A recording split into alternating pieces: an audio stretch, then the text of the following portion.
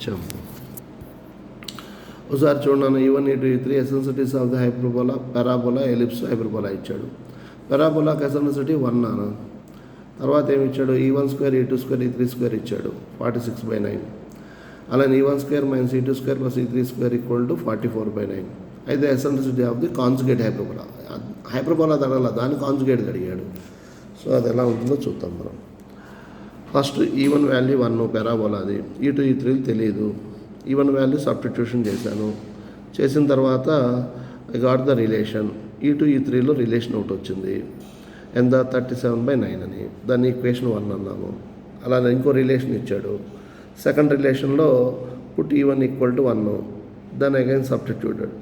So I got E2 E3లో another relation, I got it. Next ఈ రెండు solve చేశాను నేను. సాల్వ్ చేసి E2ని ఎలిమినేట్ చేశాను, ఎందుకంటే ఎలిప్స్ అవసరం లేదు కదా, E3 కదా వాడు అడుగుతోంది, హైపర్బోలాది కదా అందుకని.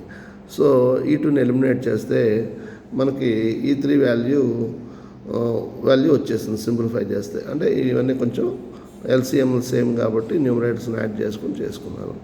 So E3² value 4, E3 value 2. అంటే హైపర్బోలాకి వచ్చేసరికి ఎసెన్సిటీ 2 వచ్చింది. ఇప్పుడు ఏమంటుండు వాడు, ఈ హైపర్బోలా అడగట్లా, దీనికి కాంజుగేట్ ఇంకోటి ఉందన్నాడు. సో దాని హైపర్బోలా కట్టమంటాడు, దాని హైపర్బోలా ఎసెన్సిటీ కట్టమన్నాడు. కాబట్టి అప్పుడు రిలేషన్ ఉంది మళ్ళీ మనకి, హైపర్బోలాకి కాంజుగేట్ హైపర్బోలాకి రిలేషన్స్. ఏది? 1/E1² + 1/E2² = 1. ఇప్పుడు నేనేం చేస్తున్నాను? E3 ప్లస్లో 2 పెడుతున్నాను. పెట్టేసి సింప్లిఫై చేస్తే దాని కాంజుగేట్ హైపర్బోలా యొక్క ఎసెంట్రిసిటీ వచ్చేస్తుంది. ఓకే.